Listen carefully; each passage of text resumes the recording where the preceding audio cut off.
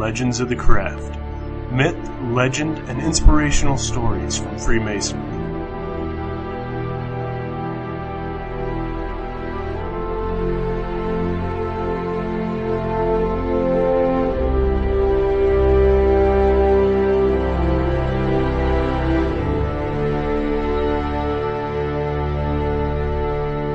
Welcome to Legends of the Craft, your haven away from the disbelief of our time, with your hosts, brothers Brian Bungie and Matias and Our goal here at Legends of the Craft is simple: to give you the mythology, the legend, and simply inspiring stories of our beloved craft. Without any further ado, here's episode 1, our introduction to what this show is and what you can expect in future episodes. To all the brethren out there that may be listening to this show, we're going to take some time this first episode to kind of discuss what myth is, what is legend, why are these important, and why are we taking the time to discuss these. But before we get to that, I'd like to kind of introduce ourselves. We are two Co-Masonic brethren from the Orient of Salt Lake City, Utah, Enoch Lodge. We decided to create this show to spread Masonic light. But rather than give lectures on the history, on the symbolism, the philosophy, or to discuss the current problems of Freemasonry, we've decided to take a look at the inspirational stories of Freemasonry, the myths, legends, and heroic figures who want and feed us to be better people.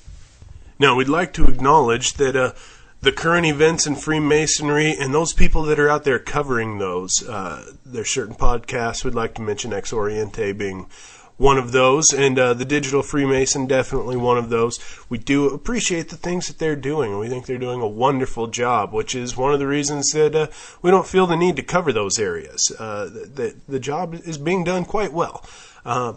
But there is a gap in the coverage there, which we think is very important. It's important to cover the myths and legends. I think that is the most important part of Freemasonry myself. It's the most inspiring part. And without the inspiration, why do we go out and accomplish these things? How do we put the lessons that we've learned to use? Very good question, Brother Bungie. Why do we need myth and legend in our lives? We need myth and legend because it inspires us. It makes us better people. Look at religion. It's based on story. Every faith throughout the world, from east to west, has myth and story at their core.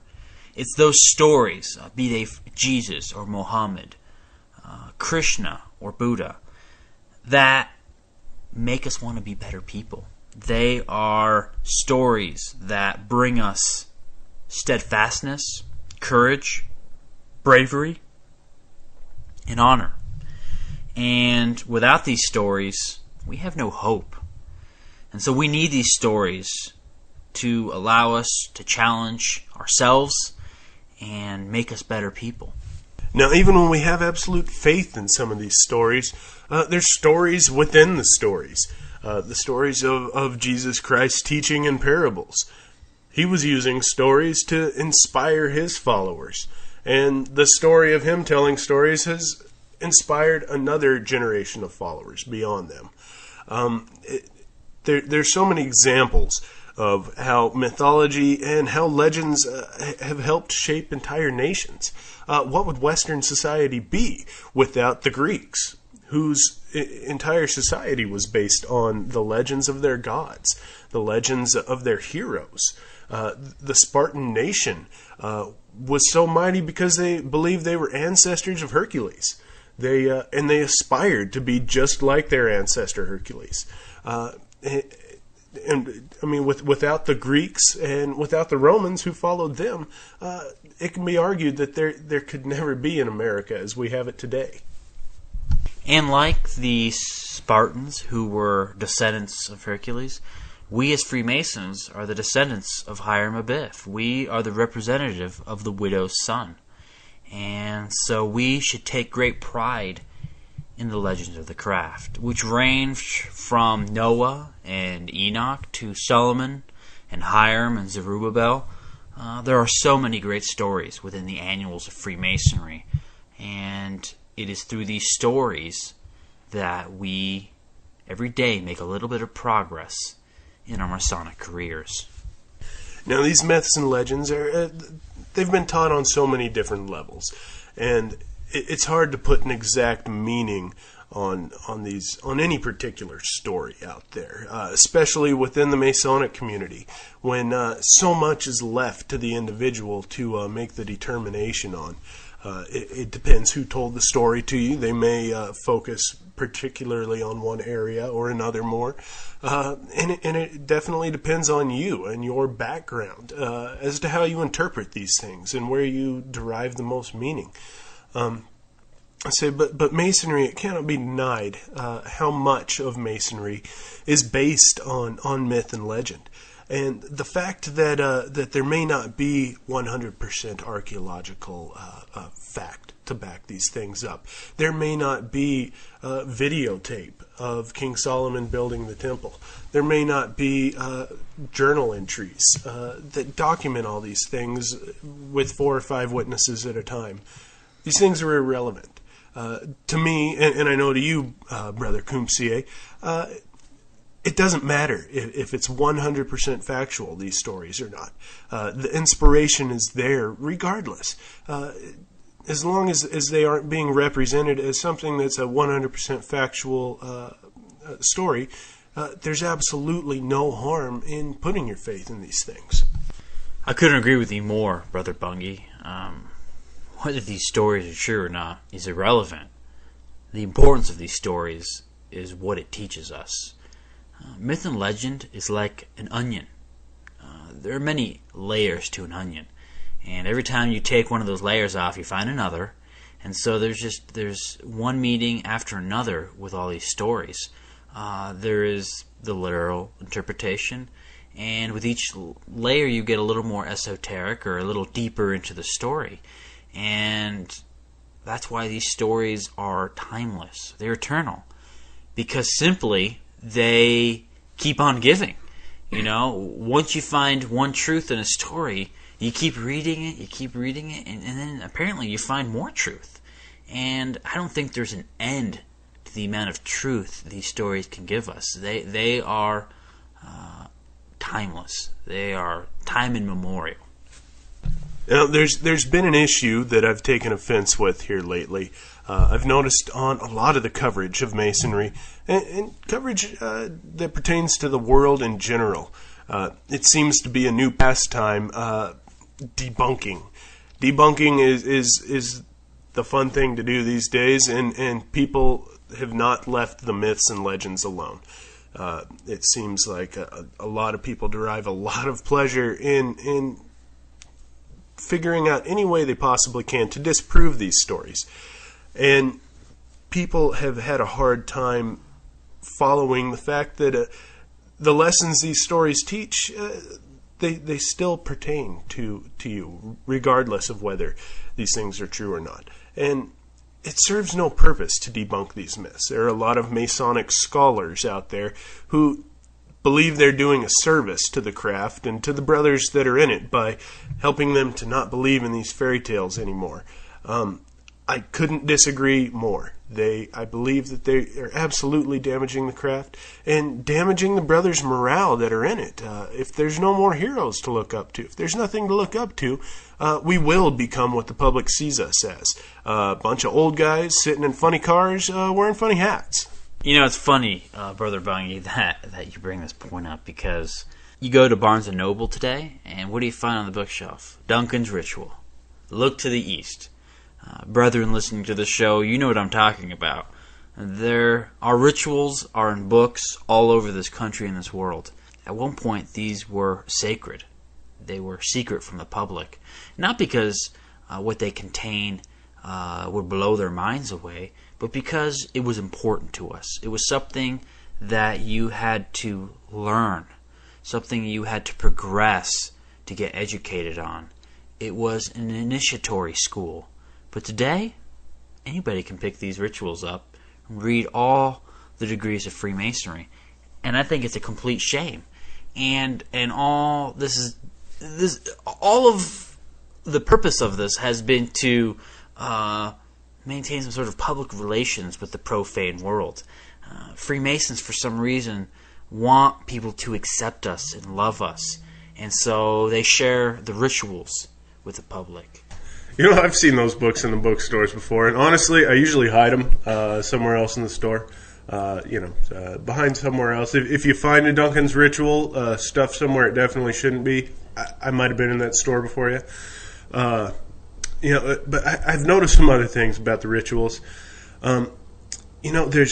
There's a lot that's been removed these days. It's been dumbed down for the public and for the private. Masons no longer want the full symbolism of these things because there may be some things in the ancient ritual that is offensive, some things that by our standards today may be inappropriate.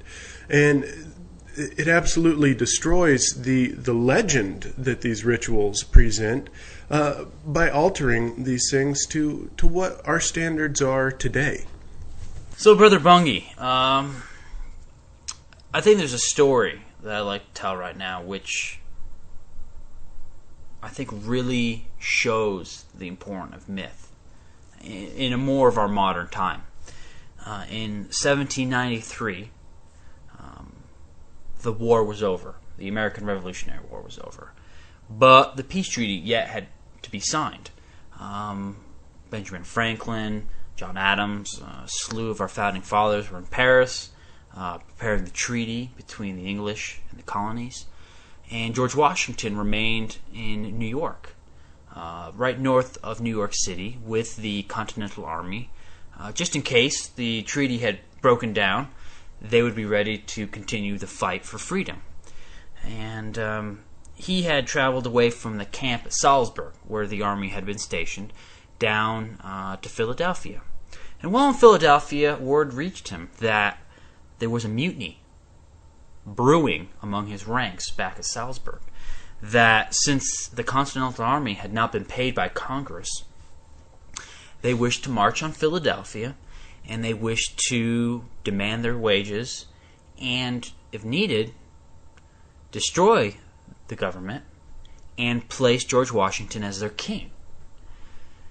George Washington heard this, and he immediately got on his trusty steed, and he braved a winter storm. He was 55, 60 years old. I mean, not a young chicken, especially in that, 3 centuries ago. And he went through this blizzard on his horse all night, didn't sleep, got to Salzburg, didn't rest at all because he gathered his supporters and he wrote a speech. And so he gathered all the men at what they called the Temple, which was their main meeting hall. And he walked in. He tried to share some words, try to calm them down, and very wisely he pulled out his spectacles and he said, "Gentlemen, you will pardon me. I need to place my spectacles on, for I have grown gray and tired in the service of my nation." And it was at that moment that many of his men began to cry. They came to tears because there was their great general who had led them for many, many years in battle against the most powerful military on earth. And he was old, and he was frail.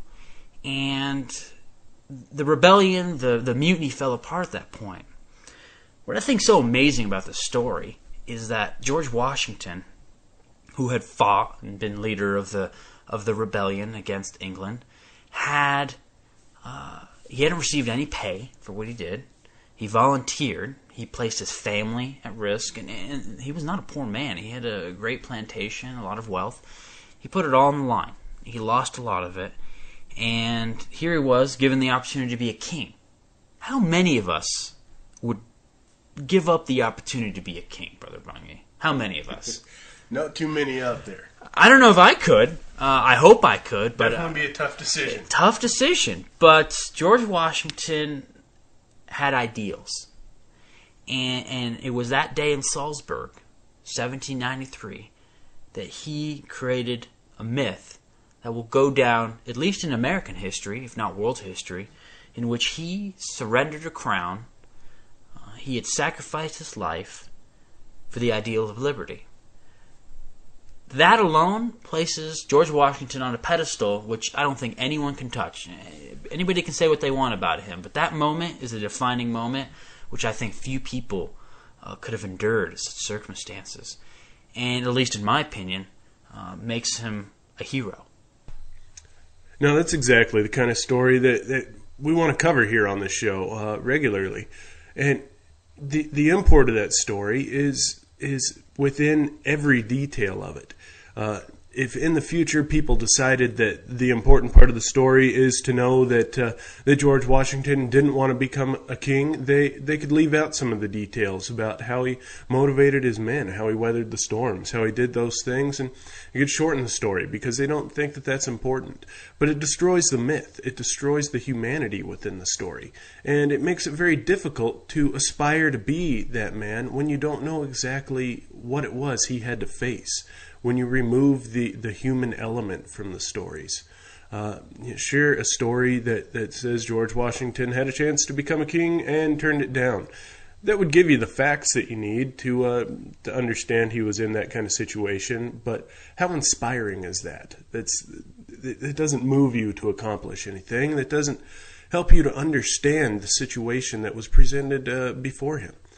Now, that's what we hope to do on this show is uncover the full myth. There's a lot of stories out there that you may know a part of, that we all know a portion of. And we want to try and dig a little deeper and find the original myths, the original legends, and what they stood for, what they represented.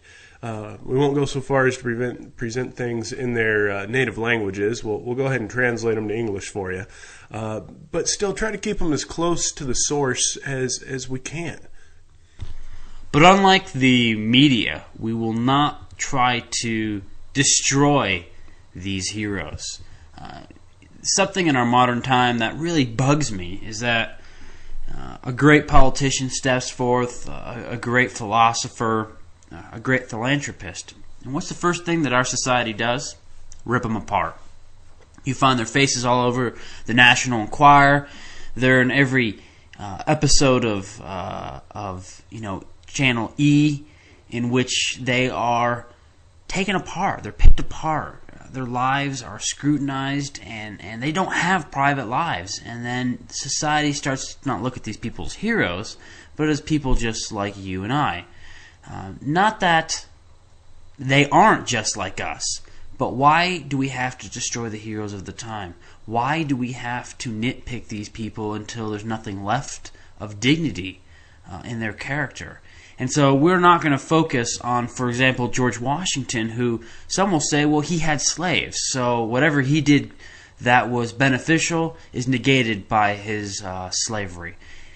In fact, slavery is a horrendous act, but it was something that was accepted at the time, and that does not negate what George Washington did for his fellow patriots and what he did in forming this country. Not that George Washington was a perfect man, but you can't take away the good because of the bad. Well, this is leading to the conclusion of our episode number 1 here, but keep in mind, next month, episode number 2 is going to be our first episode covering the myths and legends and heroes. And we'd like to focus on this first real episode about the Masonic heroes of the Holocaust. Those brothers who had such a difficult time in Germany and the surrounding countries there. The brothers who tried to make a difference for those who were being persecuted besides themselves. And we'll have some more details for you at the introduction of our next show.